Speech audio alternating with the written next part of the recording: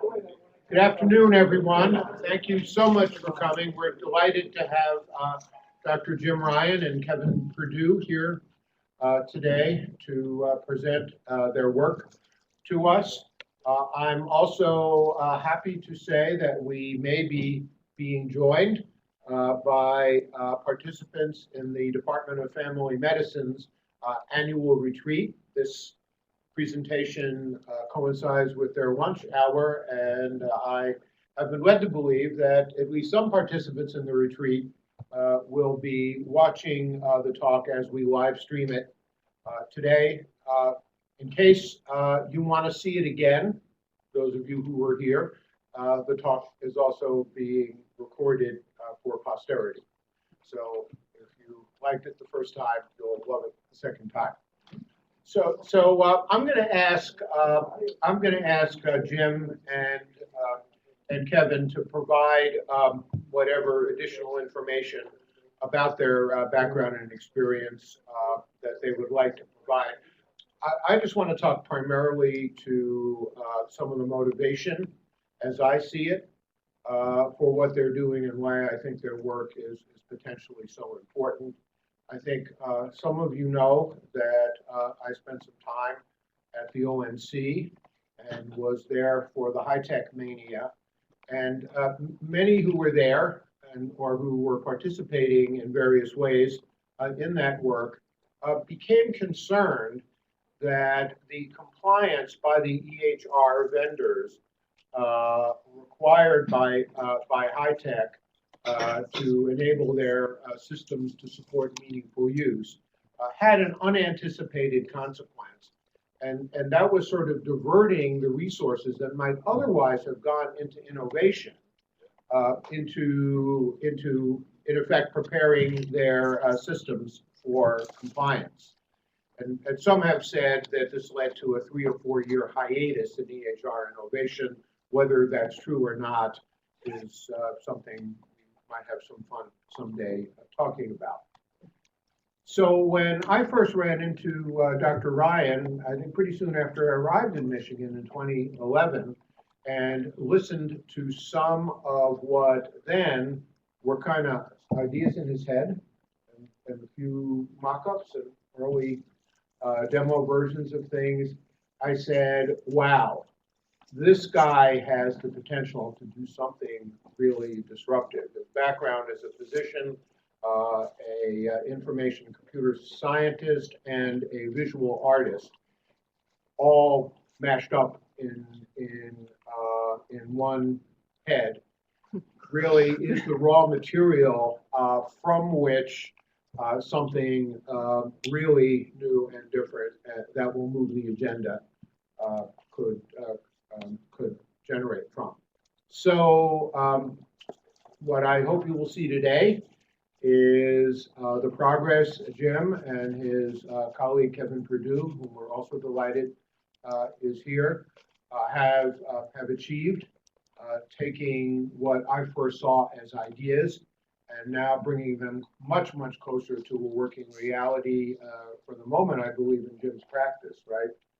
But I think you will see the potential for this to extend beyond there.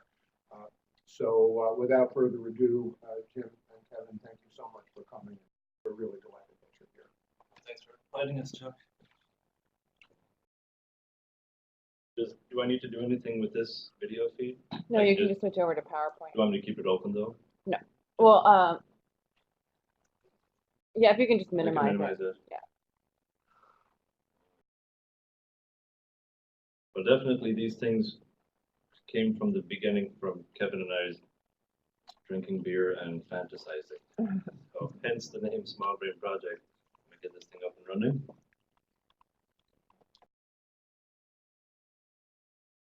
So the biggest take-home message we'd like to leave with you guys is that multimedia recordings can increase patient engagement and capture more objective clinical data, all the while reducing clinicians' charging burden. And I think that multimedia is something that is very special, and a lot of informaticists and physicians are not familiar with those data types. I'll talk about that a little bit later on. But message, welcome Dr. Cook. So I'm a family doctor. I work in an independent solo practice in a small town called Ludington, and we're a PCMH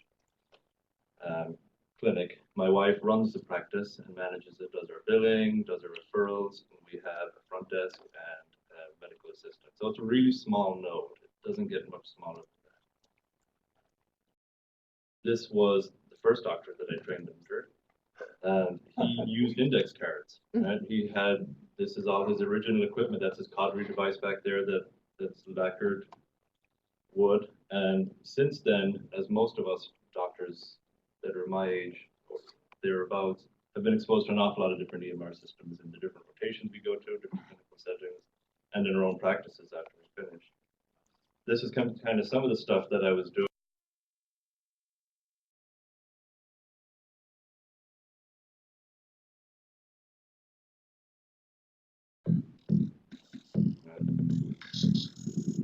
It's all data visualized.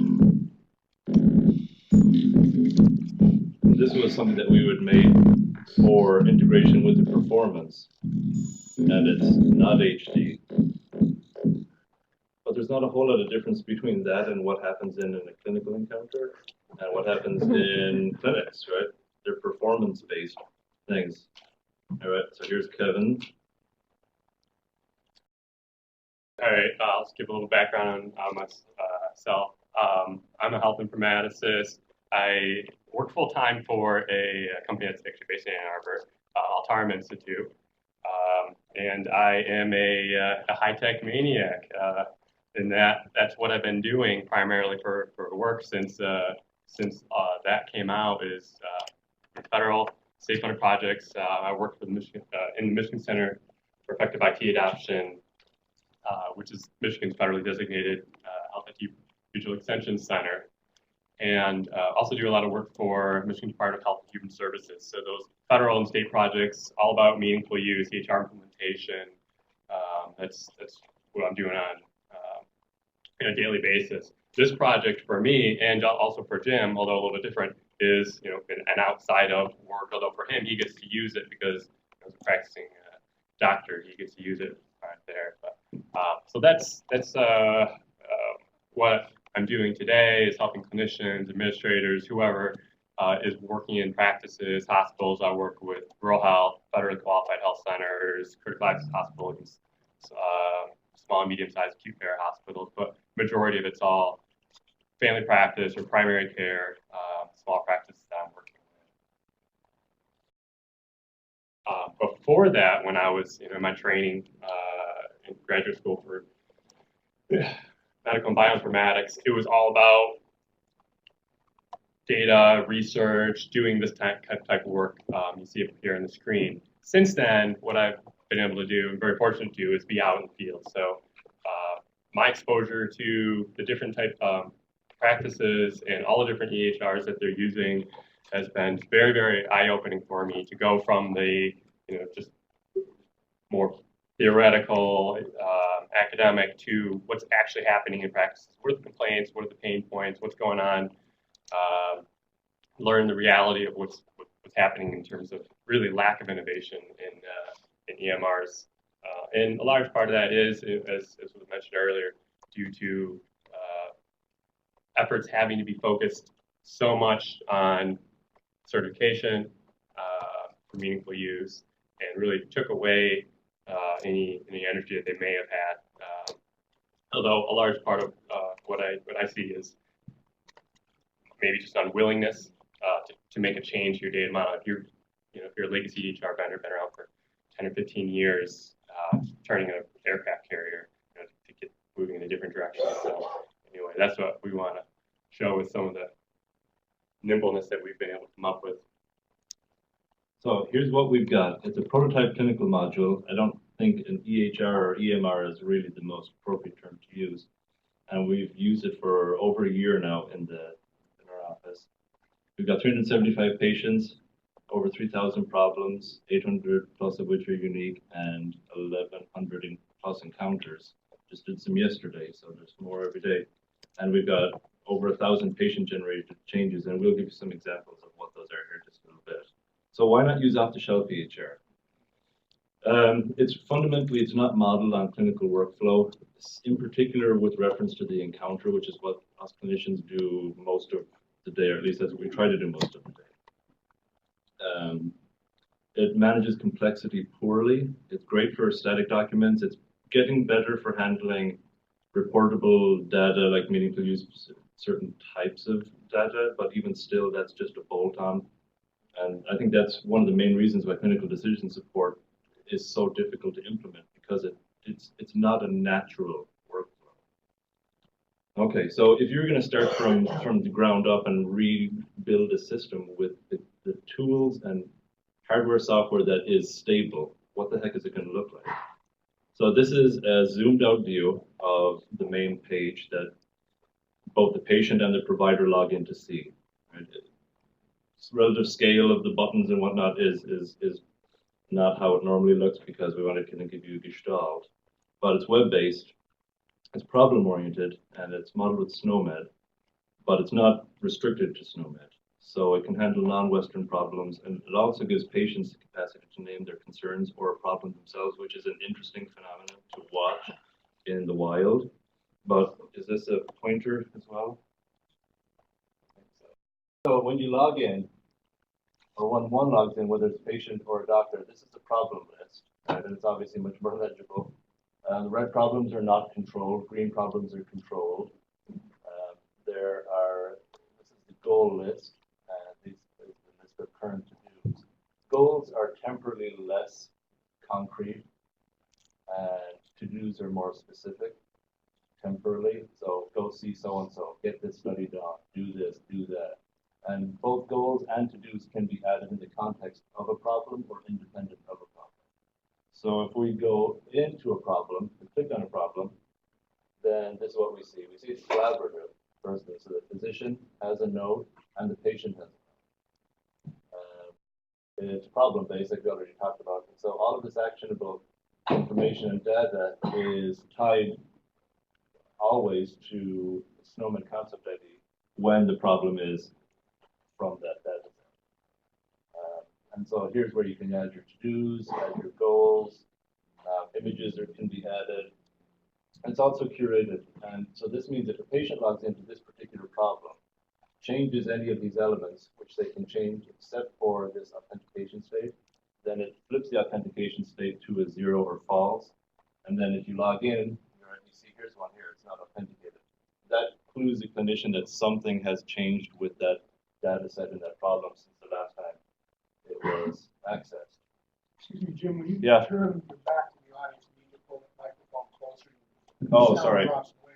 Okay, let me know if I'm... All right, so when I'm finished seeing a patient, I should have two things: an encounter document, and some type of an objective recording of that encounter, and an updated patient chart. What we have built attempts to allow the user to focus on managing clinical complexity, and as a byproduct of doing so, create the encounter documentation.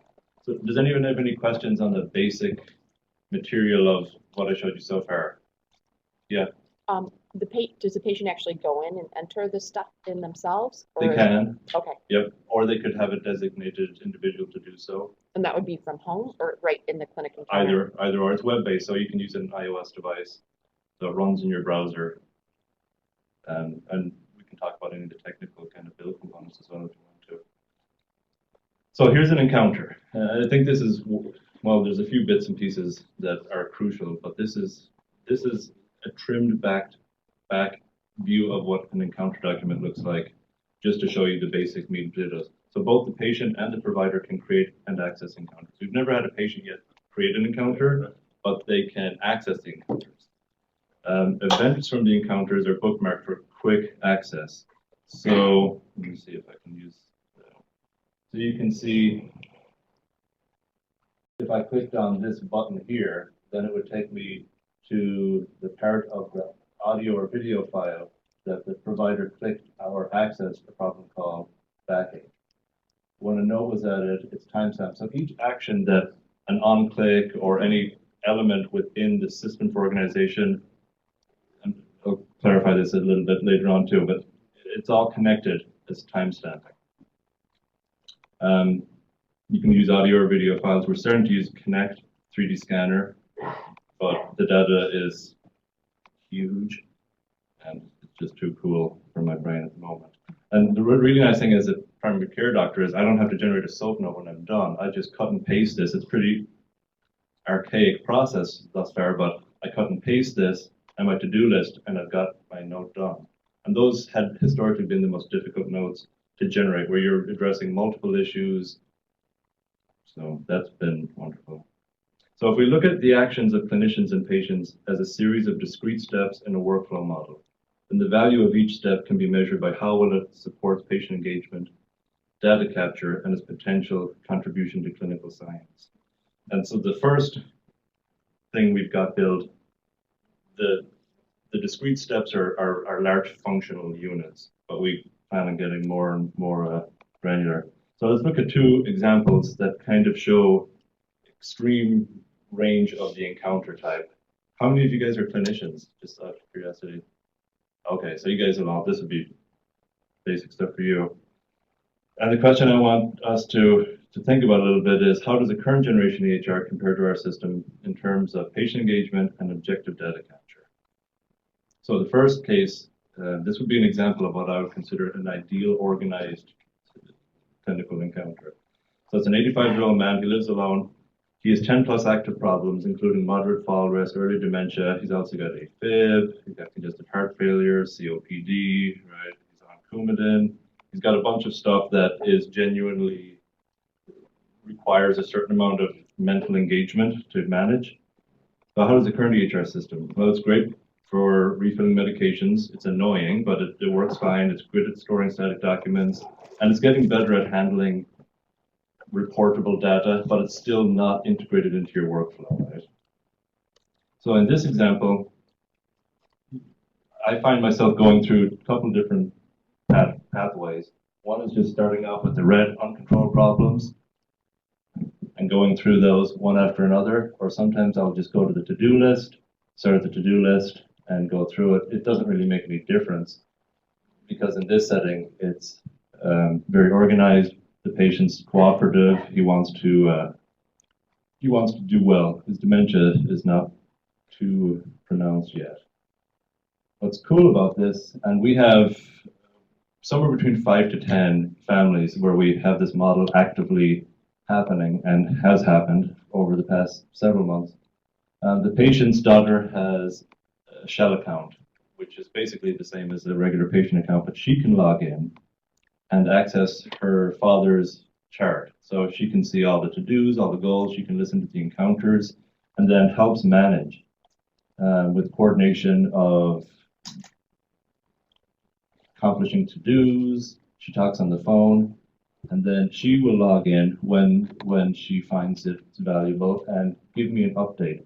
So at this point, we've only got 2 note sections. Our current rebuild has an unlimited number of notes, like a Wikipedia type of setting, but so the daughter will put whatever she thinks is important or actionable inside the patient note. This is actually really helpful when it happens, like very helpful, because they know this person intimately, and I don't.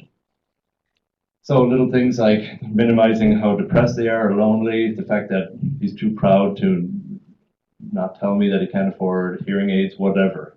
It really does help. So that's, before I go on, that's kind of what I would say is a super structured clinical encounter. Everything goes just how all doctors dream of it. Right? We've got an agenda before we go in the room, and when we leave, we've accomplished our agenda. Any questions so far on what it does or how it does it? Okay, good. So this is a little detour. It's just one slide, but I think it's a fundamental thing that Kevin and I are really excited about, is supervised machine learning. Right? That's the task by definition. It's the task of inferring a function from labeled training data. Our encounter notes are some form of labeled training data. Right? We've got these physical events. Right? People connect, they shake hands, they look face to face. Maybe there's some palpation, palpatory process, or maybe there's even some type of manual adjustment. I'm a DO, so I do manipulative stuff.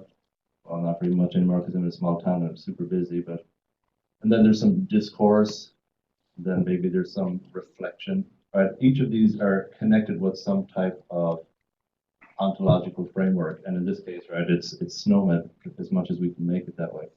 So ontological events are coupled with the timestamping to the recording, and as a byproduct of managing complexity. So when you're using the system and you're touching the system, you're there to organize information, but you're creating these.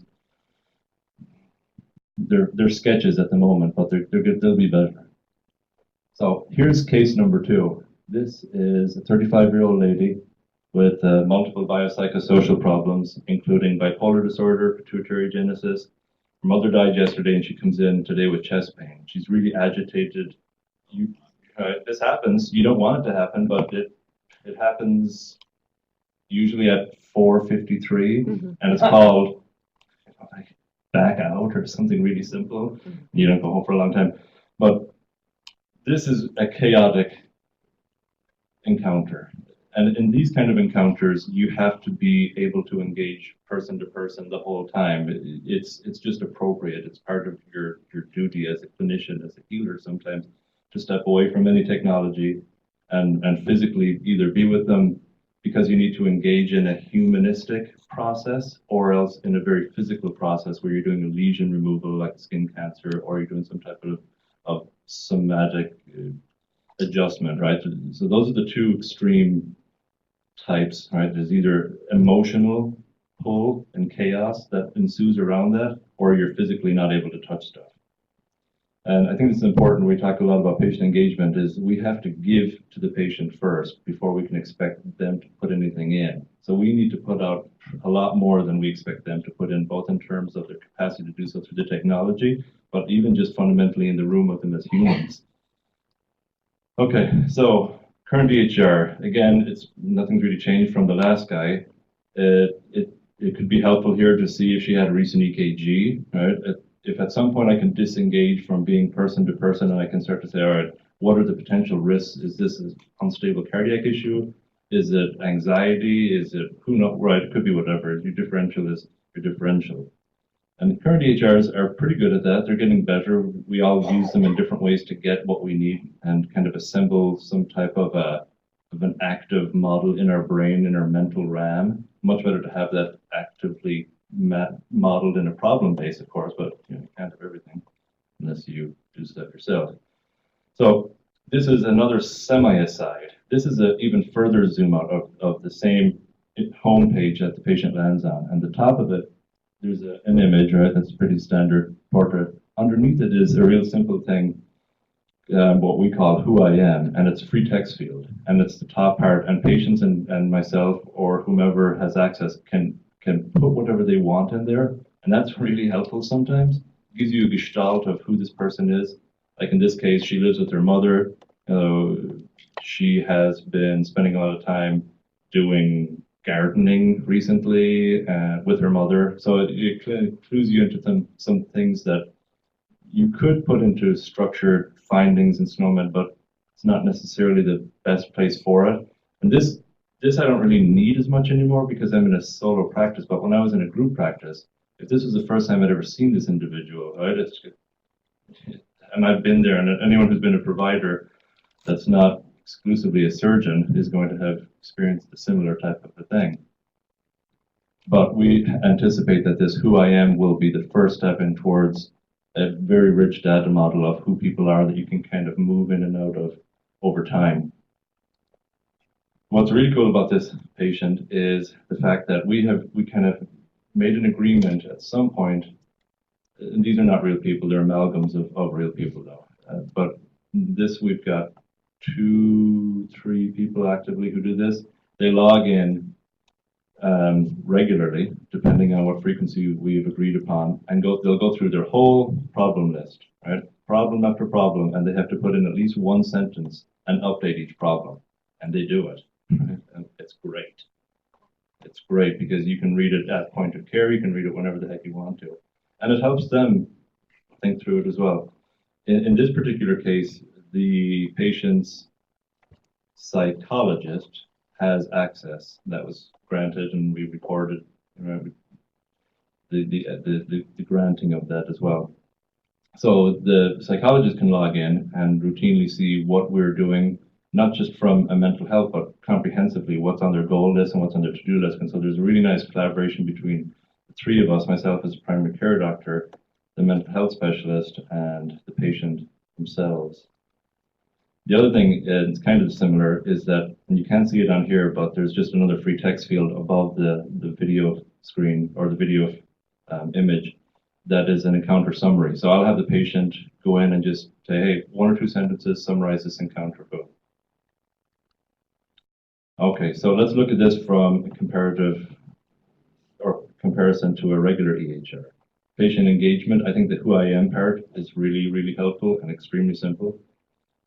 Encounters and problems, by the fact that they're reviewed and summarized by the patient, is just fundamental patient engagement. What's really cool is that it's not just patient engagement, it's actually part of the therapeutic model. And the same thing, and I don't really know how to define this yet, but when you have family engagement and they're all working on shared problem management, there's almost a therapeutic space that I don't know how to describe yet, but you can definitely get a sense of it in a humanistic fashion.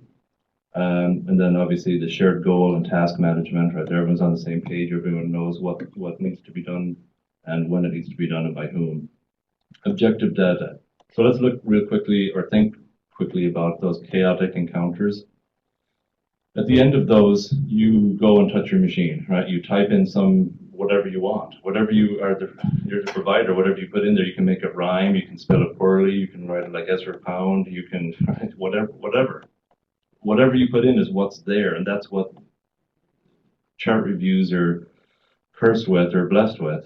But here, at the very least, there is an audio or video recording of that whole encounter. It's there, and whether or not we can access that completely today is not the point. It will be accessed. Now, machine learning, machine transcription, computer vision, these algorithms are growing every year, and they're not going to stop anytime soon. So the other cool thing is, what really happens when we say, well, so-and-so did a med review, right? All of these buttons that you have to click or a test for meaningful use, is anyone even doing them? And if so, what is the content of cases where these quality measures move in a positive direction over different time periods? Right? Because there'll come a point where if you just keep clicking these buttons and you say that you did depression screening, it's not going to add up to the burden on these individuals over time as far as population health management. At some point, it's not going to be a realistic thing to happen. All right, we're getting close to the end. So what did we learn from this in our office? The safety, from a family practice point of view, and being in a small town family practice is very different by and large than being in a large town family practice. We have a urologist and an ophthalmologist, couple general surgeons, right, and that's it. We don't have cardiologists, pulmonologists. We don't. A large percent of my patients should be an internal medicine doctor, but they literally cannot get one. There's just not enough of us up there, so we're forced to wear multiple hats. I did hospital admissions until just a year ago. I managed my own patients as well as backups. Caught babies at C-sections. I worked at our community mental health for 3 years just because we couldn't get providers. Right, so this is how it is when you get outside of the into the rural spots. But it really helps me when I'm managing patients with a large comorbid list of active problems, not miss little things that come up. Because if you've done chart reviews and you manage your own patients, the closest thing you're going to see would be like ICU charts, where every day they're going to follow that same problem. And that's a beautiful model. And clearly it's the desirable model for all of us to have. And it's been available to us since the 70s. So that really helps in practical. Patients like being able to listen, and they often find it helpful. So I have a lady who's blind, so she can go in and listen to our encounters. I have a lady who has slight cognitive / memory issues, and she'll go and listen to the encounter. I have other patients who think it's just funny to listen to the encounters. We spend a lot of time just talking to them. Well, not a lot of time because it's a real practice. Right? We're not subsidized, but we do talk when we can to get a sense of why they use it, when they use it, and what they like and dislike about it. Because they all know what's happening. They help Kevin and I design it. We spent a year and a half, 2 years in the pre-active prototype phase just talking to patients and creating data models, and that was kind of bounced off the patients routinely. Many patients don't care to engage, and no matter how loving you are or giving as a human to another human, you're still going to run into something, and those somethings would actually be disorders that would be in their SNOMED list. But they're just not going to want to engage. But if you give them more opportunities to engage, right, there's more likelihood that they will. So we're seeing that. Efficiency, like I already mentioned before, charting on complex encounters is gone. As a busy primary care doctor, there is nothing so happy and wonderful as that. And that if you are not a doctor and you've never had to chart, just remember when you were in maybe 5th grade and you had a ton of stupid homework to do and you knew it was stupid and your parents said it was stupid and everybody that you admired said it was stupid, but you just had to do it. That's what it's like to be a doctor in this era. Okay, from an engagement point, it's really handy. I don't have to think, did I write down all these details? They're there if I need to go back, which I don't do very often, but I have done so. You know, I had a lady with pretty significant mental retardation who ended up having esophageal cancer. And I was really upset because I liked her a lot, and I had all of my encounters recorded from the time she came in with what we thought was some type of an acute upper respiratory infection, and followed it all through and listened to myself, and that was really helpful. All right, and so there's immediate, that's only happened once to that extent, but there's a lot of really great benefit to having multimedia.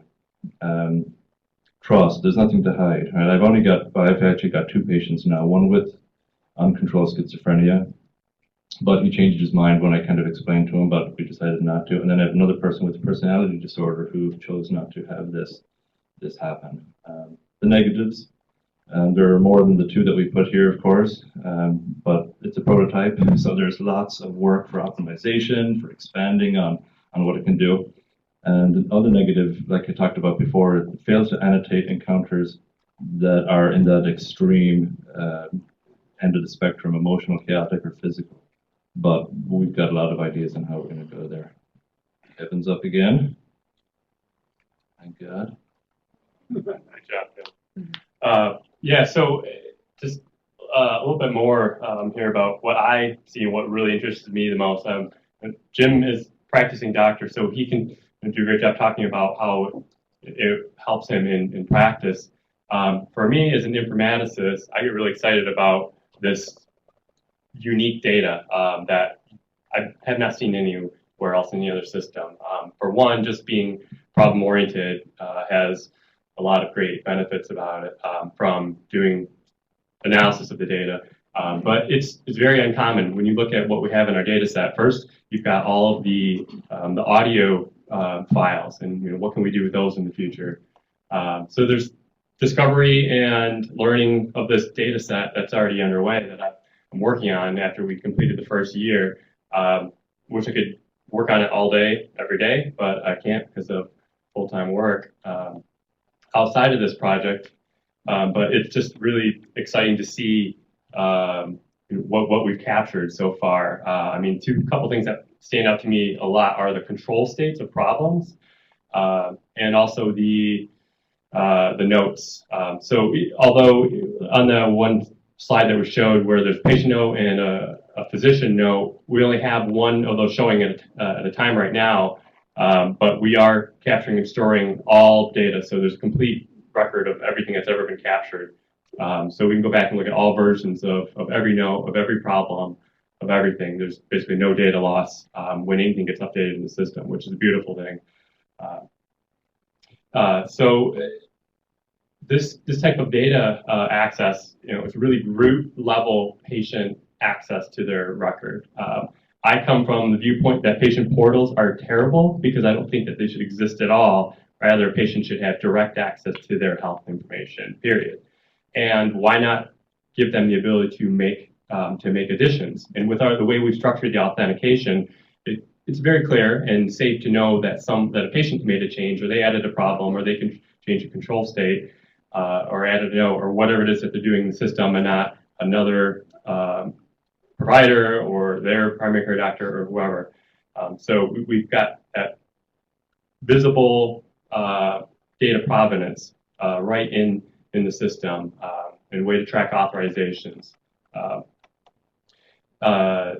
So if a patient had, just to give an example, throw an example out, if a patient has like low back pain, they can log in from home or wherever into their chart and change the control state to uncontrolled, and then because it's problem-based, right from that problem, they can add a note to say, I was doing a certain physical activity and this caused it to hurt again, or whatever they want to say in the note about that. And that just becomes part of their medical record, not necessarily their legal medical record yet, because it hasn't become a authenticated diagnosed change in their chart, but still it's all right there. So it's this blending of a patient portal of personal health apps and traditional EMRs kind of all mixed in together into one, and it also makes just the development of a system also simpler in some ways because you're not managing all these different platforms, just a single platform. So it's just really interesting to take a look at the data, and I'm really excited to do quite a bit more with that. So also when we started this project, what we spent a lot of time doing was drawing visualizations of what we would want to see of the data in existing EMR systems, and we recognized pretty quickly that there's a fundamental flaw in the data model and how that led to the types of rich visualizations that we wanted to do. So that's why I took a step back and decided to leave the industrial EMR complex side, go out in the woods, get our feet dirty, and build something so that we could do our own data model right from the beginning. And that has got us to the point now where we've got a year worth of data, and we're just starting to, like I said, just do the discovery of that data that will hopefully lead to some really useful visualizations, and not just things that are reports, but rather things that right on the user interface are going to provide value to doctors, to patients, any users of the system, especially when you get into things that have a lot of events that happen over time. So all those changes, so being able to zoom in and out, slide things around, and look at changes to problems, and then overlay onto that, this medication is for treatment, and this procedure happened at this point in time, and kind of start to overlay the different layers and start to see patterns emerge. And for me, that's a real visual task, because I also, in my undergrad, I was a physical geography major and did a lot of GIS and mapping. So layers of data that are visually expressed are, to me, very helpful. I mean, but we can take the data and put it in any type of format that we want to do.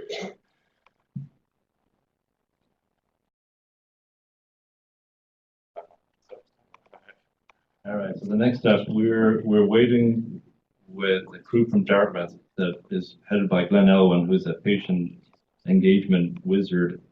We were shortlisted for Dartmouth, or for a Moore Foundation grant. And what we're going to look at is how patients and their family find value in having access to audio. So that will be cool, because we really want patients to feel that it's in their best interest on a fundamental level. Kind of what Kevin had talked about there, the data visualization, but we're also expanding the discrete reportable data types that would be part of the timestamping. So if somebody has diabetes, we're going to have all the diabetes appropriate data types, like A1Cs, Booleans for annual ophthalmological exams and foot exams, etc. A lot of this is PCMH driven and ultimately has its roots in the STAR ratings, but it'll be cool to have those structured into the Encounter training data types. And then Smart on Fire integration, and looking at making this into a pluggable app as part of the Fire ecosystem. And that's something that Kevin is going to talk about here in just a bit. So why we came here today, other than the fact that we were invited, which is reason enough for us, Woodley type, I guess we're coastal. We're better than Woodley type, I'm afraid. We're coastal types, because it's an open source project. We're going to give this away for, our hope is that people will build on it, and each geographic region who finds it of interest could expand where it fits into fire or any type of modular component. And we want to collaborate because you guys have an awesome department. You're really lucky to have this department here. So, do you want to talk a little bit about fire now, or kind of in the context of the questions? Oh, so before you go to that, we actually have 2 questions from someone who's listening from family medicine. Oh, cool, yeah. So if you, well, I can just read them to you. Okay. The first question is, are portions of the video capture linked to specific problems? Absolutely. So let me just show you real quick here. There's 2 different ways you can look at that. All of the events in the event log are linked to a problem if they are linked to a problem, and most of the time they are. And by that I mean there's a possibility that someone could create a goal or a to-do that's not linked to a problem, but otherwise it all is. And that's all backed by SNOMED, so you can run a query and say, show me all the timestamps that the SNOMED consultation for diabetes was accessed over all the encounters. And that we've already written that query. We just have, when it's just a small group of people, we have very limited resources. We have to say, what's the most important thing? Our first step with this was data capture. And so being able to pull that is really pretty simple. We've written the query, we just have to have it written up in JavaScript so that it'll display on the web page. So yes, you can do that.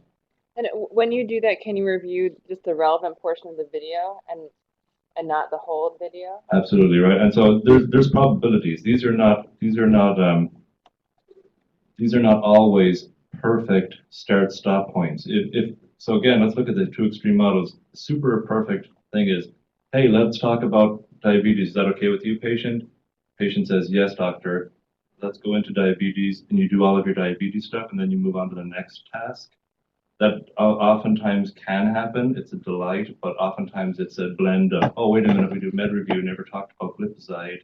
All right, and so then you're looping in and out. So there's also a chance where you could just be vegging out and going through and clicking buttons on here, like, oh yeah, I remember you got that done, that done. So there's not a perfect connection between actions and problem access, but it's pretty good.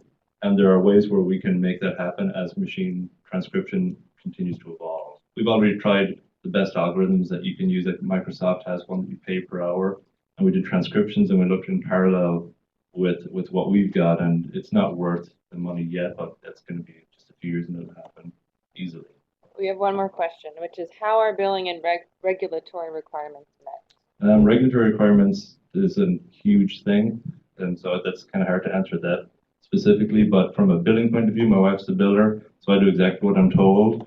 We use this in parallel with the standard EHR, which we use Practice Fusion, but I used to use Epic for a good 2 years right before, and that was a breaking point for me. But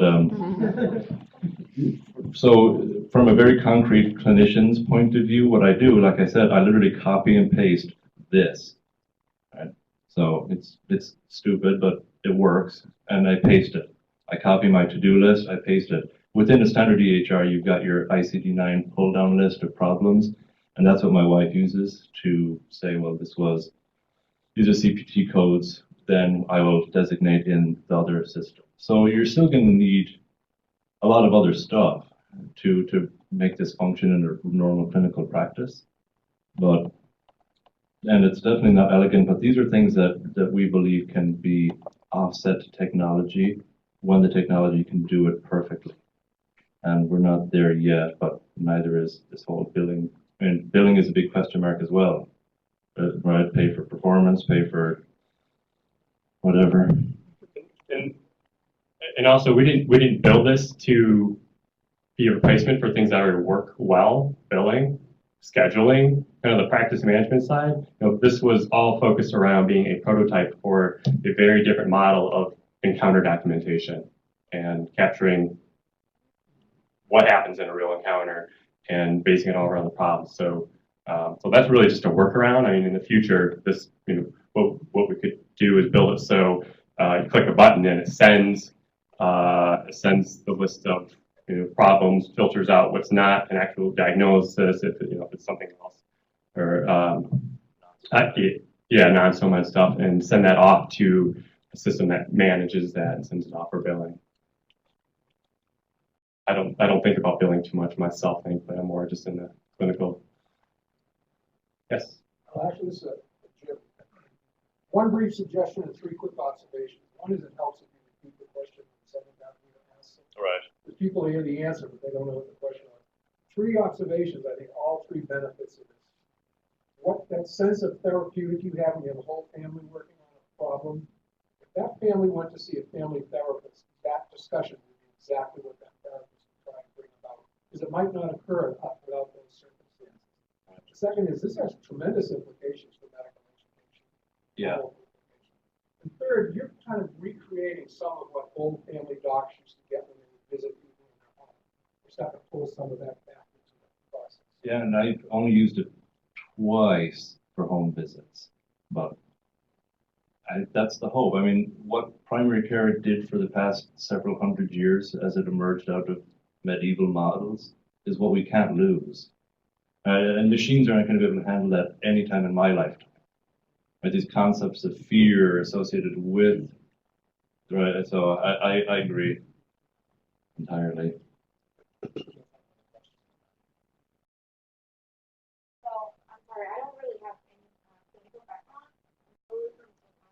Yeah. But I was talking with a couple of doctors, they're my friends. Yeah. So they told me an interesting point. They're like, I was asking them, why people are not willing to share the patient data, blah, blah. They say they're afraid of losses. Like, for example, you recall all this, right? Yes. It's based on, the doctor is experiencing all that.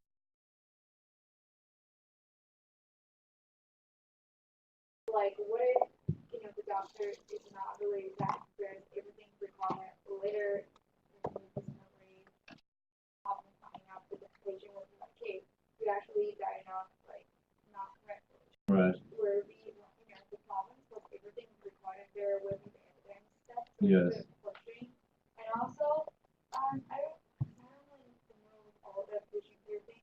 Maybe is this better for just family doctor, or do you see the future actually using also in hospital, theater organization? So two things I'll just summarize real quick. Well, one is how do different physicians feel about the fact that their encounters, which could include mistaken diagnoses, could be permanent. I think that's a good thing. We, like Dr. Friedman's mentioned in lectures, we can't expect to know everything anymore. We've passed that step since I was a doctor. So it's okay to not know the answer. It's not okay to not find out someone who does and to learn from our mistakes. So what I think is really interesting about the system is that it shows doctors. So just imagine a scenario which is totally wacky, where the doctor has a progressive dementia, right? Let's just say the doctor had a tumor and starts to hallucinate progressively during the encounters. Right? What the heck does that, how does that fit into a paper-based health record, right? Well, here you can see what's happening, and as machine learning progresses, things like that can be captured because we need to work in concert. So doctors who are fearful of it's an ego issue, they're just going to have to grow up, and there's always going to be, it's part of me that's thinks, well, I want to know the answer, and I know that I don't. And so that's just, I don't think that's a good way to practice medicine, and we shouldn't develop a system that allows what we know as imperfections in our human desires to have an easy place to exist. We should build systems that are going to foster our actions as clinicians towards, that's the whole virtue of what we're supposed to have as clinicians. So those people, and I think that's also generational. Most doctors these days have had video recordings of their training, and they were scrutinized in a group fashion with different types of teachers. And then the other question was about, sorry, what was it again? Oh, for primary care? I don't know. I mean, I'm only a family doctor. I think that there's capacity that it depends on how the information exchanges are modeled and what we're going to expect to get from collaborative data management between different specialists. This is certainly not a be-all, end-all. I think it's one model that makes sense to us, and I'd like to see it coexist with an infinite number of models that would exist through other people's imaginations. But I think it has varying degrees of usefulness depending on the user types. Yeah. Can you talk a little bit about the open source project and its nature, what the technology state is, and the prioritization of work that you're working on? I'll start talking and then you can jump in next to me as well. But currently it's in my office on a Ubuntu server, right? And it's got Django, Python, JavaScript, JSON kind of is the core model with MySQL for the database. And so that build is kind of sealed by and large. We're not going to touch it. We're just going to, and we're 3 months into a complete rebuild because the encounters were just not built for rapid access. So we have to completely rewrite that. And we found some other things that are suboptimal, obviously. And then we want to expand all the data types that are within, either problem-based and the data visualization part, quite frankly, is what we're really excited about doing because we did this for a reason. So we had spent days just drawing pictures of images of clinical data and how I would like to be able to sit down with my patients who have a ton of problems and say, look, when you're in with family, look, we've got flow diagrams that can easily be mapped because we have this PyMed. It's just a really simple library that you can use with Python, and you can just pull and reconfigure all of your SNOMED stuff super fast. So you can create these temporal visualizations. So that's kind of what we're working on now, and hopefully that'll be done by the end of this year. And then we're going to look for some beta testers and hopefully keep going through with Dartmouth and whomever else wants to get involved, run their own version of it. You guys could run an instance here, for example, and use it with clinicians who are interested in trying this type of a field and analyze your information that you guys get. So that's kind of where we are, but it's not ready yet. One more quick question.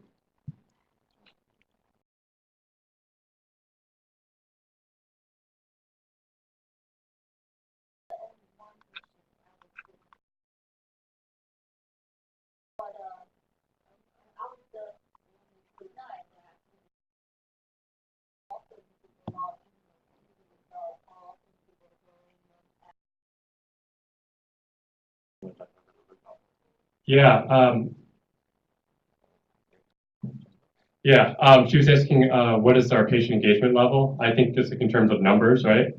Okay. What the small numbers that Jim was saying, somewhere between 5 and 10, those are families who are highly engaged, and there is, what would you call it, like a an arrangement or just agreement to do that at a really deep level. But I do have one number up in here that there's over 1,000 patient-generated changes. Those are changes that were done by a patient logged in the system. That was most of them are changing the control state or active state of a problem. Adding notes is a big part of that. I don't remember offhand how many times they've logged in, but that's a great question, and I'll probably go back and look that up or run a query on that to find out. But it's more being someone who does everyday review of meaningful use performance.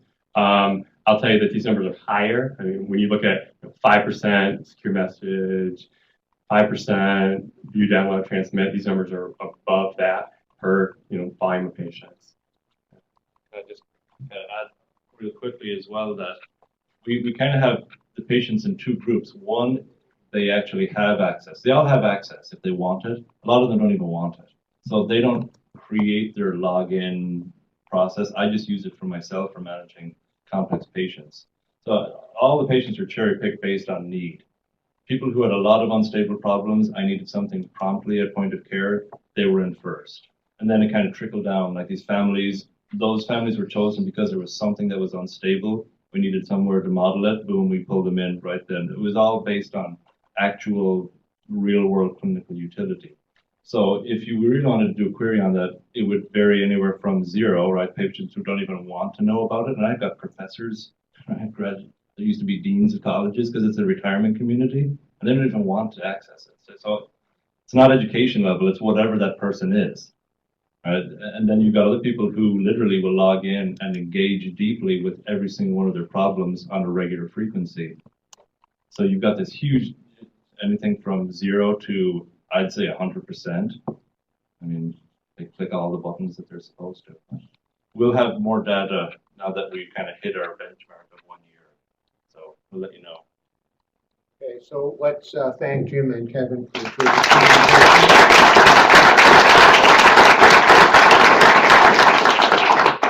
I'm reminded of something that Steve Jobs said as I reflect on the progress you guys have made in, I guess, 4 years since we first started discussing this. People really don't know what they want until you show it to them. And the fact that you have something you can show people now that actually works is just so important. Thank you for sharing that with us today. Thanks, everyone.